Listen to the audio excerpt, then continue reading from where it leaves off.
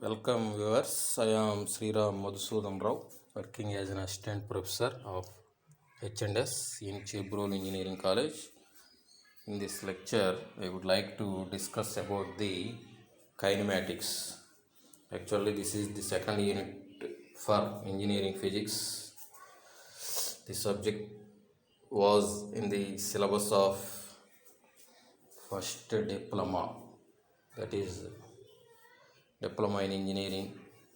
It is common, the subject is common to all the branches of diploma, first year diploma in engineering, that is like ECE, civil, mechanical, chemical, etc. So to have a complete knowledge about the kinematics as per your academics, kindly follow these series of lectures.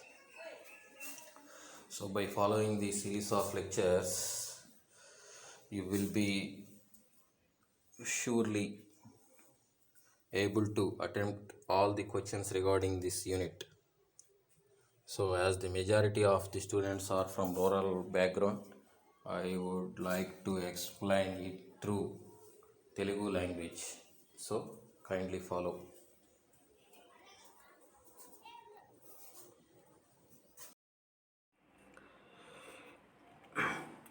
కాబట్టి ఇక్కడ మనకి ఇది introduction part అనమాట. మీరు చూస్తుంది introduction part. ఇది text book language చదవాలి, already చెప్తున్నా కదా మీకు లెక్చర్స్లో.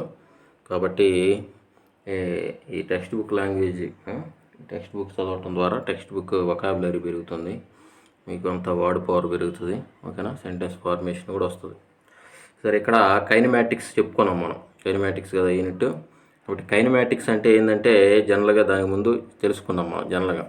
కాబట్టి మనం ఈ ఫిజికల్ వరల్డ్లో ఉన్నాం, అంతే కదా. జనరల్గా ఫిజికల్ వరల్డ్ అంటాం. ఫిజికల్ వరల్డ్ అంటే మనకు కంటికి కనపడేది, మెజర్ చేయగలిగేదాన్ని ఫిజికల్ వరల్డ్ అంటాం. ఇది కాకుండా సరే, ఇది మిగతా అవసరం ఫిజికల్ వరల్డ్. కాబట్టి ఇక్కడ మనకి చూడటానికి ఈ బిల్డింగ్స్ కానీ, రోడ్స్ కానీ, ట్రీస్ కానీ, ఇవన్నీ కూడా జనరల్గా మనకి ఎట్లా కనపడతాయి? చూడటానికి స్టేషనరీగా కనపడతాయి, అంతేగా, స్టేషనరీగా కనపడతాయి. కానీ యాక్చువల్గా మనం ఒకసారి ప్లానెటరీ సిస్టమ్ కనుక చూస్తే, ప్లానెటరీ సిస్టమ్ చూస్తే ఏముంటుంది? సన్ అనేది సెంటర్లో ఉంటుంది. సన్ చుట్టూ మనకి ఈ ప్లానెట్స్ అనేవి రివాల్వ్ అవుతూ ఉంటాయి. సన్ చుట్టూ మనకి ఈ ప్లానెట్స్ అనేవి రివాల్వ్ అవుతూ ఉంటాయి. ఈ రివాల్వ్ అవుతూ ఉంటే ఏం జరుగుతాయి? వాటితో పాటు మన సన్ చుట్టూ రివాల్వ్ అవుతూ మళ్ళీ ఏం చేస్తాయి? అవి వాటి చుట్టూ అవి కూడా తిరుగుతూ ఉంటాయి, అంతేగా. అంటే ఏంది? ఎగ్జాంపుల్ మన క్రికెట్ స్పిన్ బాల్స్ తెలుసు కదా మీకు. అప్పుడు బాల్ వేసినప్పుడు ఏమైంది? బాల్ పడిద్ది. బాల్ ఈ ఫీల్డర్ నుంచి బ్యాట్స్మెన్ దగ్గరికి వెళ్ళిద్ది. అంటే రొటేషన్, సపోజ్ వరకు అట్లా కింద పడుతుంది కదా, మూవ్ అవుతుంది. అలానే ఆ మూవ్ అవుతే పాటు ఏమవుతుంది? స్పిన్ అంటే మళ్ళీ బాల్ దాని చుట్టూ అది తిరుగుతుంది, దాన్ని స్పిన్ మోషన్ అంటాం. కాబట్టి ఈ విధంగా మూవ్ అవుతూ ఉంటాయి. అలానే మరి ప్లానెటరీ సిస్టమ్స్ ఇవన్నీ ఎక్కడ ఉంటాయి? గెలాక్సీలో ఉంటాయి. Milky Galaxy. ఈ మిల్కీ గెలాక్సీ అనేది ఏంది? మనకు తెలిసింది, మనం ఉన్న ఎర్త్, ఆ ప్లానెటరీ సిస్టమ్ అదొక మిల్కీ గెలాక్సీ. అటువంటి మిల్కీ గెలాక్సీలు చాలా ఉంటాయి. ఒకదాని పరంగా ఒకటి మిల్కీ గెలాక్సీలు అనేవి కదులుతూ ఉంటాయి అన్నమాట. కదులుతూ ఉంటాయి అంటే ఏంది? ఎగ్జాంపుల్ చెప్పాలంటే, కదులుతూ ఉంటే ఎట్లా తెలిసిద్ది అంటే మనకి, ఇప్పుడు మనం ప్లాట్ఫామ్ మీద రైల్వే స్టేషన్కి వెళ్ళాం, ప్లాట్ఫామ్ మీద కూర్చున్నాం. కొన్ని ట్రైన్స్ వస్తూ ఉంటాయి, కొన్ని ట్రైన్స్ వెళ్తూ ఉంటాయి. ఎలా తెలుస్తుంది ఏది వస్తుంది ఏది వెళ్తుందని? మనం కూర్చున్న పొజిషన్ బట్టి మనం వాటిని వెళ్ళేదాన్ని దూరంగా వెళ్తున్నా అంటున్నాం, దగ్గరికి వచ్చేదాన్ని దగ్గరికి వస్తున్నా అంటున్నాం. కాబట్టి దాన్ని రిలేటివ్ మోషన్ అంటాం, దాన్నే రిలేటివ్. అలానే ఈ గెలాక్సీస్ కూడా చాలా నెంబర్ ఆఫ్ గెలాక్సీస్ ఉంటాయి ఈ యూనివర్స్లో. ఒకదాని పరంగా ఒకటి ఇట్లా మూవ్ అవుతూ ఉంటాయి అన్నమాట, అర్థమవుతుందా. కాబట్టి ఈ యూనివర్స్లో ఏది కూడా రెస్ట్ అని మనం చెప్పలేం, అర్థమవుతుందా. ఏది కూడా యాబ్సల్యూట్ రెస్ట్ అంటే కరెక్ట్ రెస్ట్ ఉండదు దేనికి కూడా, అర్థమవుతుందా. కాబట్టి ప్రతిదీ కూడా ఎంతో కొంత మూమెంట్లో అనేది ఉంటుంది, అర్థమవుతుందా. ప్రతిదీ కూడా ఎంతో కొంత ఒకదాని పరంగా, అంటే మూమెంట్ అంటే మనం స్టేషనరీగా ఉన్నామంటే ఇంకోటి పరంగా మనం కదులుతున్నట్టుగా కనపడిద్ది వాళ్ళకి. కాబట్టి ఆ విధంగా ఏదో ఒకటి, అర్థమవుతుందా, ఏదో ఒకటి మనకి ఇక్కడ ఒక ఫోర్స్ మరి మూమెంట్లో ఉందంటే ఏంది? మన జనరల్ మన ఇంటర్ప్రిటేషన్ ప్రకారం మూవ్ అవుతుందంటే దాని మీద లేదా దాని వెనకాల ఏదో ఒక ఫోర్స్ పనిచేస్తుంది. పనిచేస్తేనే అది మూవ్ అవుతున్నట్టు మన నాలెడ్జ్కి అట్లా అయితేనే మనం అర్థం చేసుకోగలం అనమాట. అట్లా ఉంది అని అర్థం చేసుకున్నామంటే దాని అర్థం సైంటిఫిక్గా ఏదో ఒక ఫోర్స్ ఉండాలి, అది లాజిక్. కాబట్టి ఏదో ఒక ఫోర్స్ ఉండబట్టే ఇవన్నీ కూడా మూవ్ అవుతూ ఉంటాయి, అది. కాబట్టి ఇక్కడ మనకి మేజర్గా ఇప్పుడు వద్దాం కైనమాటిక్స్ అనేది ఏంటంటే డైనమిక్స్ యొక్క ఒక బ్రాంచ్ అనమాట. కైనమాటిక్స్ అనేది మనకి డైనమిక్స్ యొక్క ఒక బ్రాంచ్. మరి కైనమాటిక్స్ అనేది ఏం డీల్ చేస్తుంది? ఇందాక చెప్పుకున్నట్టుగా, సరే ఇంకొక ఎగ్జాంపుల్ చెప్తే మీకు ఈ కైనమాటిక్స్ అనేది క్లియర్గా అర్థమవుతుంది. సపోజ్ ఒక ట్రాలీ ఉంది, మన ఇంట్లో ఒక ట్రాలీ ఉంది. దాన్ని ఏం చేసాం మనం? నెట్టాం. ట్రాలీని ఒక నెట్టినప్పుడు ఏం చేస్తుంది? ఇది ముందుకు కదిలిద్ది. ముందుకు కదిలినప్పుడు ఏమవుతుంది? ఎందుకు కదిలింది అది? మనం నెట్టినా కంటే ఫోర్స్ అప్లై చేస్తే బాడీ అనేది, ఆ ట్రాలీ అనేది మోషన్లోకి వచ్చింది. మరి ట్రాలీ మోషన్లోకి వస్తే ఏముంటుంది? అది కొంత వెలాసిటీతో మూవ్ అవుతూ ఉంటుంది. ఫ్లోర్ కనుక స్మూత్గా ఉంటే ఫాస్ట్గా వెళ్తూ ఉంటుంది. అంటే వెలాసిటీలో చేంజ్ వచ్చి యాక్సలరేషన్ అనేది వస్తుంది. అంటే వెలాసిటీ, యాక్సలరేషన్ ఆ బాడీకి కొన్ని క్యారెక్టరిస్టిక్స్ అనేవి ఉన్నాయి అన్నమాట. కాబట్టి వాటి గురించి స్టడీ చేసేదాన్ని, ఆ క్యారెక్టరిస్టిక్స్ గురించి స్టడీ చేసేదాన్ని కైనమాటిక్స్ అంటాం. ఇక్కడ క్యారెక్టరిస్టిక్స్ స్టడీ చేసేటప్పుడు ఆ కాజ్ ఆఫ్ మోషన్ అంటే ఆ ఫోర్స్ని కన్సిడర్ చేయం. అది ఎంత ఫాస్ట్గా నెట్టాడో వాడు, ఎంత స్లోగా నెట్టాడా. ఇప్పుడు ఆ ట్రాలీని ఒక అతను నెట్టి వెళ్ళిపోయాడు, ఇంకొకడు వచ్చి చూస్తున్నాడు అది మూవ్ అవుతూ ఉంది, ఎట్లా మూవ్ అవుతుందని వాడు అబ్జర్వ్ చేస్తున్నాడు. కాబట్టి వాడు ఈ నెట్టినోడు వెళ్ళిపోయాడు అంటే ఆ ఫోర్స్ లేదు, అంటే ఆ ఫోర్స్ వాడికి తెలియదు ఏ ఫోర్స్. ఆ ఫోర్స్తో సంబంధం లేకుండా వాడు ఆ ట్రాలీ ఎట్లా మూవ్ అవుతుంది, ఎంత యాక్సలరేషన్ అవన్నీ వర్క్ చూస్తున్నాడు, అంచనా వేస్తున్నాడు. కాబట్టి ఆ విధంగా స్టడీ చేసేదాన్ని మనం ఏమంటామంటే కైనమాటిక్స్ అంటాం. ఓకేనా? కైనమాటిక్స్ సింపుల్గా చెప్పాలంటే ఆ ఫోర్స్తో, ఆ ఫోర్స్ అంటే కాజ్ అంటాం టెక్నికల్గా, కాజు వల్ల. కాబట్టి ఆ ఫోర్స్తో సంబంధం లేకుండా ఓన్లీ ఆ బాడీ యొక్క మోషన్ గురించి స్టడీ చేసేదాన్ని ఏమంటాం నాన్న? కైనమాటిక్స్ అంటాం. ఓకేనా? కైనమాటిక్స్ అంటాం. ఏమంటాం? కైనమాటిక్స్ అంటాం. ఓకేగా?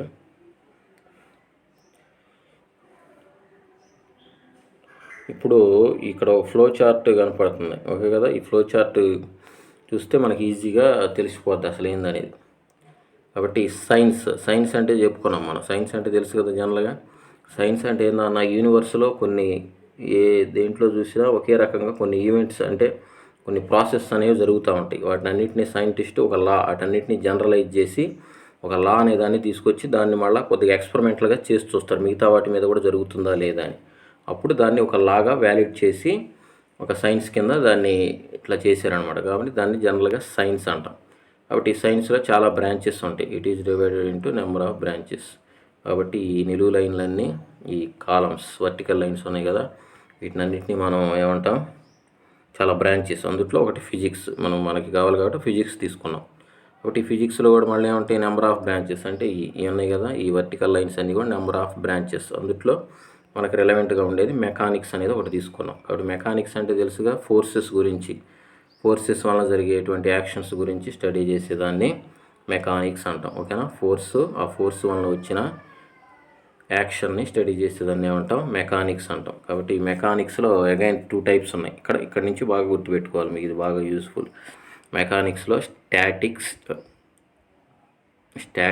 డైనమిక్స్. స్టాటిక్స్ అంటే పేర్లోనే ఉందిగా, స్టాటిక్ అంటే ఏంది? స్టేషనరీ. కాబట్టి స్టేషనరీగా ఉన్న ఆబ్జెక్ట్స్ గురించి స్టడీ, ఈక్విలిబ్రియంలో లేదా స్టేషనరీగా ఉన్న ఆబ్జెక్ట్స్ గురించి స్టడీ చేసేదాన్ని స్టాటిక్స్ అంటాం. అలా కాకుండా ఇందాక చెప్పాం కదా, ఏదైనా ఫోర్స్ అప్లై చేసినప్పుడు ఏమైంది? బాడీ మోషన్లోకి వచ్చింది. కాబట్టి ఆ ఫోర్స్ని తీసుకోవచ్చు లేదా తీసుకోకుండా, ఎలా అయినా సరే ఆ బాడీని కనిచ్చి ఆ బాడీ యొక్క క్యారెక్టరిస్టిక్స్ని గురించి స్టడీ చేసేదాన్ని ఏమంటాం? డైనమిక్స్ అంటాం. ఆ బాడీ యొక్క క్యారెక్టరిస్టిక్స్ అంటే వెలాసిటీ, యాక్సలరేషను, ఇవన్నీ కూడా ఎనర్జీ, వాటి గురించి స్టడీ చేసేదాన్ని డైనమిక్స్ అంటాం. ఓకేగా?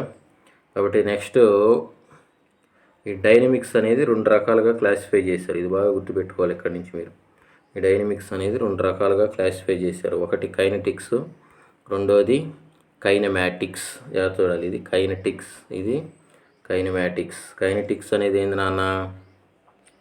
ఇందాక చెప్పాం. డైనమిక్స్ అంటే ఆ ఫోర్స్ని, ఆ ట్రాలీ ఉంది కదా, ట్రాలీని ఒక అతను నెట్టి వెళ్ళాడు అంటే ఫోర్స్, అంటే ఆ ఫోర్స్ ఇంకొకటి వచ్చి చూశాడు, ఇంకోటి వచ్చి బాడీ గురించి స్టడీ చేస్తున్నాడు, వాడి మామూలు స్టడీ చేస్తున్నాడు, లేదా ఒక్కొక్కసారి వాడికి ఫోర్స్ తీసుకొని కూడా స్టడీ చేయాలనిపించు. ఏ రకంగా చూసినా అది డైనమిక్స్ అవుతుంది.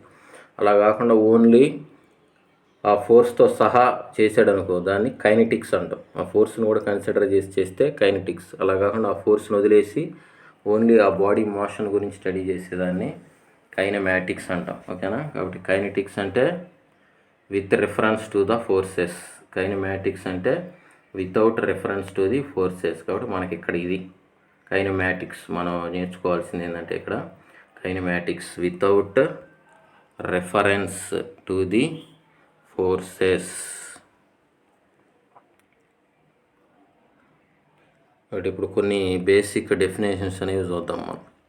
కాబట్టి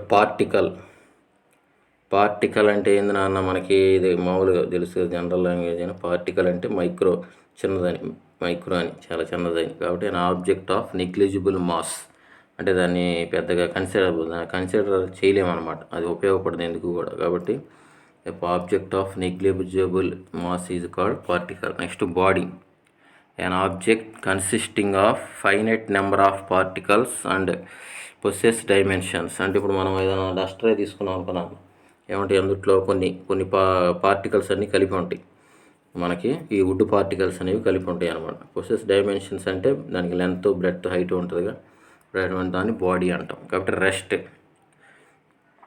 అంటే ఇందాక చెప్పుకున్నట్టు, అంటే మనం జనరల్గా చెప్పాము బిల్డింగ్స్, ట్రీస్ ఇవన్నీ, అంటే ఇవన్నీ జనరల్గా మనం వేరే వాటితో కంపేర్ చేయకుండా జనరల్గా ఎర్త్ వరకు చూస్తే అవన్నీ ఎలా ఉంటాయి మనకి, ఎక్కడ చూసినా అంటే ఎప్పుడు చూసినా అక్కడే ఆ ప్లేస్లోనే ఉంటాయి. ఒక 2 సంవత్సరాల తర్వాత చూసినా బిల్డింగ్లు, 5 సంవత్సరాల తర్వాత చూసినా, ఓకేనా. ఇక్కడ చెట్లు అక్కడ కొట్టేసినా కానీ వీళ్ళు అనేవి మనకు కనపడుతూ ఉంటాయి. అంటే అక్కడ రెస్ట్లో ఉన్నట్టు. అంటే ఇక్కడ విత్ రెస్పెక్ట్ దేంతో చెప్తున్నాం, టైంతో. అంటే 2 days, 3 days, 2 years, 3 years, దాని లైఫ్ టైంని బట్టి. ఒకటి అటువంటి పొజిషన్ని రెస్ట్ అంటాం అనమాట దాన్ని. Buildings, trees, roads etcetera. ఓకేగా. Next equations of motion in a straight line. ఇది చాలా ఇంపార్టెంట్, బేసిక్స్ అనమాట, ఇది బాగా గుర్తుపెట్టుకోవాలి.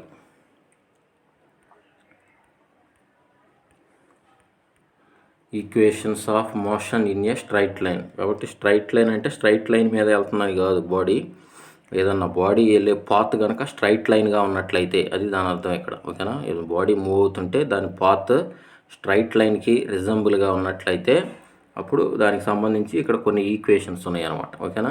కాబట్టి ఆ బాడీ ఎలా మూవ్ అవుతుంది, జనరల్గా యూనిఫామ్ యాక్సలరేషన్, ఓకేనా. యూనిఫామ్ యాక్సలరేషన్తో, అలానే కొంత వెలాసిటీతో కనుక ట్రావెల్ చేస్తూ ఉన్నట్లయితే అది ఉన్న ఒక యూనిఫామ్ యాక్సలరేషన్తో, వెలాసిటీతో కొంత డిస్టెన్స్ కనుక ట్రావెల్ చేస్తున్నట్లయితే దానికి సంబంధించి ఆ బాడీకి సంబంధించి ఆ బాడీ యొక్క మోషన్కి సంబంధించి కొన్ని ఈక్వేషన్లు మనం రాసుకోవచ్చు అనమాట. కాబట్టి అవి రాసుకోవాలంటే ముందుగా కొన్ని పారామీటర్స్ తీసుకోవాలి. ఇందాక చెప్పుకున్నాం కదా, యూ అనేది ఇనీషియల్ వెలాసిటీ. అంటే సపోజ్ ఆ ట్రాలీయే అనుకో, మనం ఒక హాల్లో ఉన్నాం, ఏమన్నా ఒక ఫ్లోర్ మీద, హారిజాంటల్ ఫ్లోర్ మీద ఉన్నాం. కాబట్టి ట్రాలీని మనం ఇట్లా నెట్టాం, ఒక పక్కకి నెట్టి అది ఏం చేసిద్ది, ఒక స్ట్రైట్ లైన్లో వంకర తిరగకుండా కొద్దిగా ఒక స్ట్రైట్ పాత్లో వెళ్ళింది. అంటే అది స్ట్రైట్ లైన్, అది యొక్క వెళ్ళిన పాత్ స్ట్రైట్ లైన్కి రిజంబుల్గా ఉంది. కాబట్టి దాని ఫస్ట్ మనం దాన్ని పుష్ చేసినప్పుడు దానికి ఉండే వెలాసిటీ ఇనీషియల్ వెలాసిటీ యూ. ఏ అనేది యూనిఫామ్ యాక్సలరేషన్, ఓకేనా. కాబట్టి కొంత టైం తర్వాత చూస్తున్నాం టీ అనే టైం. కాబట్టి ఆ చూసే టైంకి అది ఎస్ అనే డిస్టెన్స్ ట్రావెల్ చేసింది. అది ఇక్కడ నుంచి ఎస్ అనే డిస్టెన్స్ హాల్లో ఒక ప్లేస్ నుంచి ఇంకో ప్లేస్కి, సపోజ్ ఒక డోరు 2 డోర్లు అనుకున్నాం, ఒక డోర్ నుంచి ఇంకో డోర్ దగ్గరికి వెళ్ళింది, ఓకేనా. కాబట్టి అప్పుడు దానికి సంబంధించి కొన్ని ఈక్వేషన్స్ ఉన్నాయన్నమాట. కాబట్టి ద కైనమాటికల్ ఈక్వేషన్స్ ఆఫ్ మోషన్ అంటాం వాటిని, కైనమాటికల్ ఈక్వేషన్స్ ఆఫ్ మోషన్. కాబట్టి the final velocity v after t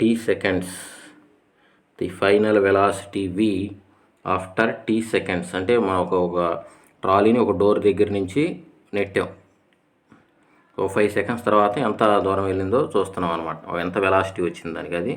దానికి ఫార్ములా v = u + at, ఓకేనా. Next distance travelled in t seconds. ఇందాక ఏం చూసాం, దానికి ఒక పాయింట్ దగ్గర ఒక 5 seconds తర్వాత సపోజ్ జనరల్గా ఎంత వెలాసిటీ ఉందో చూసాం. ఇప్పుడు ఎంత డిస్టెన్స్, ఒక 5 secondsకి ఎంత డిస్టెన్స్ వచ్చింది అనే దాన్ని కనుక్కోవడానికి ఇది ఫార్ములా, s = ut + ½ at², ఓకేనా. ఇది డిస్టెన్స్, ఇందాకది వెలాసిటీ. అలాగే నెక్స్ట్ ఈ పారామీటర్స్ ఉన్నాయిగా, u, v, a and s, అంటే initial velocity, final velocity, acceleration, displacement. దీనికి ఫార్ములా వచ్చేసి ఈ మధ్య రిలేషన్ వచ్చేసి వీటికి v² - u² = 2as. తర్వాత the distance travelled in nth second, అంటే ఒక 4 సెకండ్లో 5 సెకండ్లో ఎంత దూరం కదిలింది, ఓకేనా, ఎంత దూరం కదిలింది అనమాట, ఎంత సెకండ్ అంటే 5వ సెకండ్లో, ఓన్లీ ఆ పర్టికులర్ 1 సెకండ్లోనే 5వ సెకండా 6వ సెకండా అనేది. ఇక్కడేమో 5 మొత్తం 5 సెకండ్స్కి, ఇదేమో ఓన్లీ ఆ 4 to 5 అంటే 5th సెకండ్కి ఎంత దూరం కదిలిందని. కాబట్టి Sn = U plus ½ A × 2n - 1. Sn = U plus ½ A × 2n - 1. ఓకేనా, ఇదనమాట మనకి కైనమాటిక్ ఈక్వేషన్స్ అంటాం వీటిని. ఇది చాలా బేసిక్స్, బాగా గుర్తుపెట్టుకోవాలి వీటిని. చాలా చోట్ల ఉపయోగపడుతుంది మీకు హైయర్ స్టడీస్లో, కాంపిటేటివ్ ఎగ్జామ్స్లో. అదొందా, చాలా ఇంపార్టెంట్ అనమాట. నెక్స్ట్ వచ్చేసి మనకి acceleration due to gravity. Acceleration due to gravity పేరులోనే ఉంది కదా, acceleration due to gravity. Gravity అనేది దేనికి ఉంటుంది? ఎర్త్కి ఉంటుంది, మనకు తెలిసి జనరల్గా, మీకు తెలిసి అంటే మనకు ఇప్పుడున్న మీ ప్రెజెంట్ నాలెడ్జ్ ప్రకారం. కాబట్టి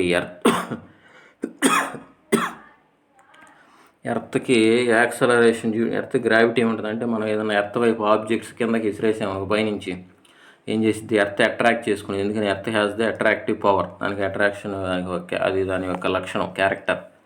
కాబట్టి ఇప్పుడు ఎర్త్ వైపు మనం వేసామనుకో, ఏం చేసిద్ది, లాగిద్ది. ఇప్పుడు మనం అంటే ఇప్పుడు మన క్లాస్ చెప్తున్నాం, క్లాస్ నుంచి నేను డస్టర్ ఇట్లా పట్టుకొని ఇట్లా చెప్తున్నాడిని ఇట్లా వదిలేసాను. వదిలినప్పుడు స్లోగా, అంటే నాకు తెలియకుండా ఏదో ఇట్లా వెళ్ళెట్టాను, అదేం చేసిద్ది, కింద పడింది.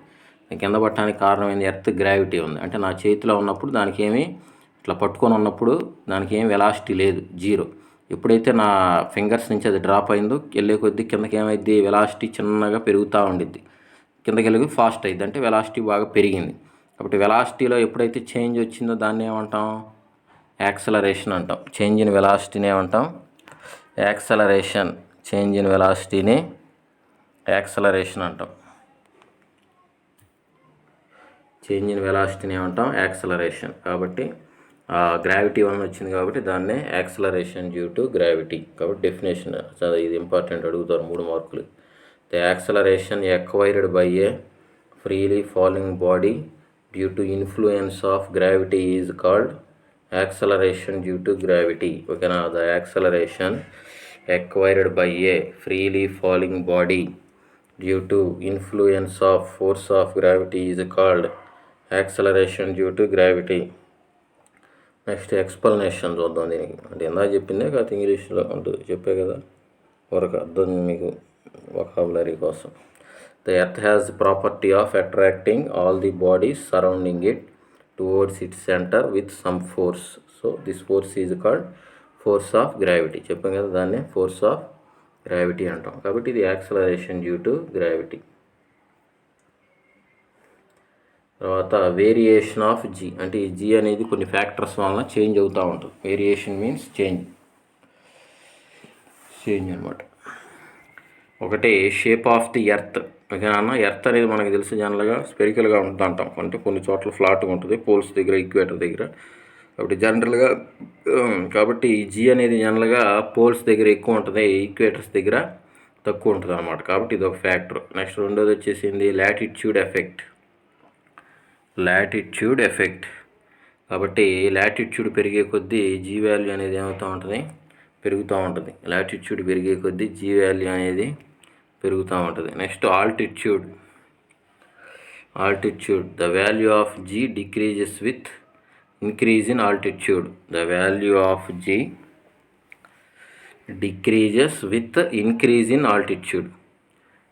కాబట్టి ఆల్టిట్యూడ్ అంటే హైట్, పైకి వెళ్ళే కొద్దీ గ్రావిటీ తగ్గుతూ ఉంటుంది. మనకు తెలుసు కదా, మూన్ దగ్గర ఎంత ఉంటుంది గ్రావిటీ, 1/1/6. ఇక్కడ ఉన్నదానికి, ఇక్కడ 100 kgs ఉన్నాం అనుకో, అక్కడికి వెళ్ళేసరికి 100/6, 1/6 ఉంటావు 100లో, అట్లా అనమాట.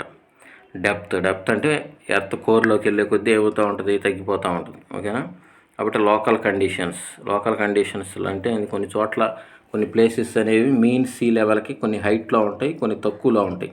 కాబట్టి కొద్ది లైట్గా అట్లా వేరీ అవుతూ ఉంటుంది. అర్థమవుతుందా, అది అనమాట. అది మనకి యాక్సలరేషన్ డ్యూ టు గ్రావిటీని ఎఫెక్ట్ చేసే factors. Next properties of g. ఇప్పుడు దాకా వేరియేషన్స్ చూసాం, ఇప్పుడు వాటి ప్రాపర్టీస్ చూద్దాం. The value of g does not depend on mass of the body. కాబట్టి దీనికి సంబంధించి గెలీలియో ఎక్స్పెరిమెంట్ ఒకటి మనకి యూట్యూబ్లో దొరుకుతుందన్న వీడియో. ఆయన ఏం చేశాడు, ఒకే హైట్ నుంచి 1 kg మాస్ని ఒకే వెయిట్ ఉన్న కాటన్ని సాలిడ్ మెటల్ బాబ్స్ని త్రో చేశాడు. రెండు కూడా ఒకే టైంలో కిందకి ఎర్త్ని రీచ్ అయినాయి. అంటే అది మాస్ మీద డిపెండ్ కాదని దాని అర్థం. అది it's value is same for all the bodies at a particular place. అంటే ఏదైనా ఒక ప్లేస్ దగ్గర తీసుకుంటే అన్ని బాడీస్కి ఒకే రకంగా ఉంటుంది acceleration due to gravity. It value varies from place to place on the earth. ఇందాక చెప్పుకున్నాం కదా, ఎర్త్ మీద ఒక్కొక్క ప్లేస్కి కొద్దిగా స్లైట్గా మారుతూ ఉంటుంది. కాబట్టి ఇందాక చెప్పుకున్నాం మనం పోల్స్ దగ్గర, ఈక్వేటర్స్ దగ్గర మేజర్గా. కాబట్టి పోల్స్ దగ్గర మ్యాక్సిమం ఉంటుంది 9.83 metre per second square. Equator దగ్గర మినిమం ఉంటుంది 9.78 metre per second square. 9.78 metre per second square. The average value of G is taken as average value of G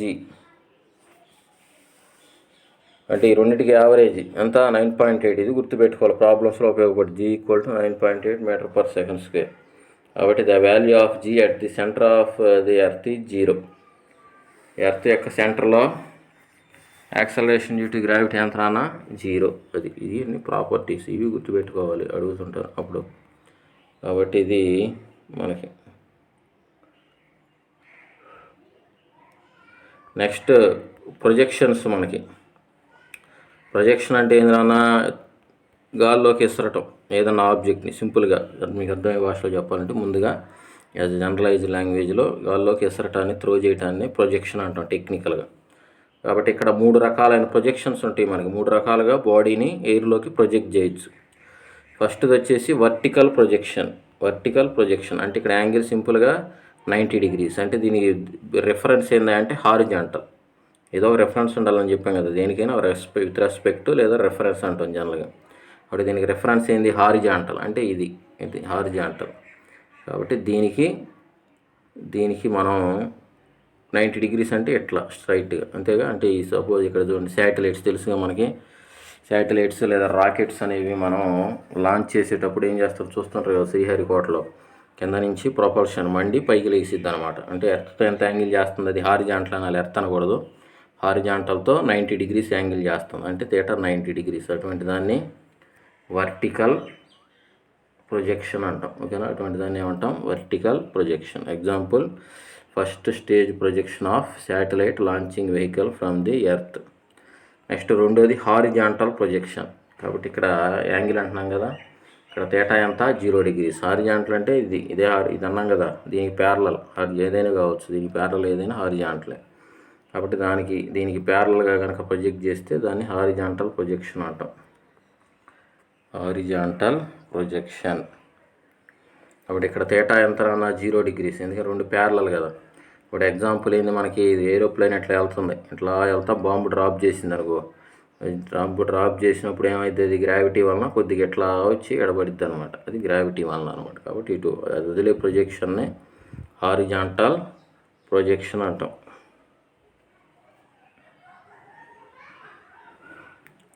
next ఇప్పుడు దాకా ఏం చూసాం, theta 90 degrees, theta 0 degrees. Theta 90 degrees అయితే vertical projection, theta 0 degrees అయితే horizontal projection. అలా కాకుండా ఇక్కడ చూడండి, థీటా దేని మధ్యలో ఉంది, 0కి 90. అంటే ఇక్కడ చూడండి, కింద వీడి జావలిని ఎట్లా విసురుతున్నాడు, ఓకేనా. ఇది 0, ఇది 90, ఓకేనా. ఇది 0, ఇది 90, ఈ రెండింటికి మధ్యలోనే ఉందిగా, ఓకేనా. ఇట్లా కాబట్టి ఆ రెండింటికి మధ్యలో ఉన్న యాంగిల్తో కనుక మనం బాడీని ఎయిర్లోకి ప్రొజెక్ట్ చేసినట్లయితే దాన్ని ఏమంటాం, ఆబ్లిక్ ప్రొజెక్షన్. కాబట్టి ఈ విధంగా 3 రకాలు అన్నమాట మనకి, ఓకేనా. 3 రకాలైన projections: vertical projection theta 90 degrees, horizontal projection theta 0 degrees, oblique projection theta other than 90, అంటే 0 to 90 degrees. కాబట్టి ఇవి 3 రకాలైన ప్రొజెక్షన్స్. కాబట్టి ఈ లెక్చర్లో ఇంతవరకు చెప్పుకున్నాం మనం. కాబట్టి నెక్స్ట్ లెక్చర్లో వర్టికల్లీ ప్రొజెక్టెడ్ బాడీ అంటే వర్టికల్ ప్రొజెక్షన్ చెప్పాం కదా, బాడీని పైకి కనుక ప్రొజెక్ట్ చేసినట్లయితే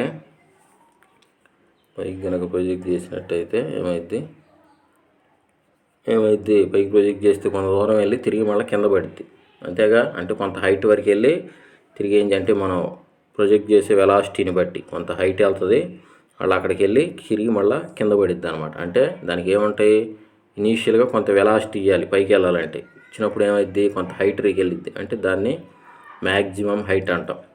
మళ్ళీ అక్కడి నుంచి ఏం చేసిద్ది కిందకు వచ్చిద్ది, అంటే పైకి వెళ్ళటానికి కొంత టైం పట్టిందిగా, దాన్ని టైమ్ ఆఫ్ ఎసెంట్ అంటాం.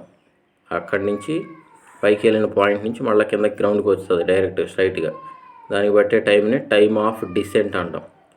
ఓకేనా. కాబట్టి ఇప్పుడు దాకా ఏం చెప్పాము, maximum height, time of ascent, time of descent. ఇప్పుడు బాడీ ఏం చేసింది, కింద నుంచి వెళ్ళి పైకి వెళ్ళి మళ్ళీ ఎగ్జాక్ట్గా అటు ఇటుగా అక్కడికే వచ్చింది. అంటే ఏంది, కొంతసేపు ఎయిర్లో వెళ్ళి ట్రావెల్ చేసింది, కాబట్టి మొత్తం పైకి వెళ్ళి కిందకి రావడానికి కొంత టైం పట్టింది. రెండు కలిపి పైకి వెళ్ళటానికి కిందకి రావడానికి, ఆ రెండింటిని కలిపి టైమ్ ఆఫ్ ఫ్లైట్ అంటాం. కాబట్టి ఇవన్నీ కూడా ఆ వర్టికల్ బాడీకి ఉండేటువంటి పారామీటర్స్, ఒక క్యారెక్టరిస్టిక్స్ అనొచ్చు. కాబట్టి అవన్నీ కూడా ఇంపార్టెంట్. ఇది ఒక డెరివేషన్ టైప్ అయ్యి మనకి. కాబట్టి అవి నెక్స్ట్ లెక్చర్లో చూద్దాం. అవి చాలా ఇంపార్టెంట్. కొన్ని డెఫినేషన్స్, చిన్న డెరివేషన్స్, వీటన్నీ రావాలంటే ఆ 4 ఈక్వేషన్లు ఉన్నాయి కదా, equations of motion, kinematic equations of motion in a straight line, అవి ఉపయోగపడతాయి. కాబట్టి అవి ఎప్పుడూ కూడా గుర్తుండాలి మీకు. కాబట్టి అవి జాగ్రత్తగా తెలుసుకొని ఉండండి, అప్పుడు ఈజీగా అర్థమవుతుంది మీకు. అదనమాట.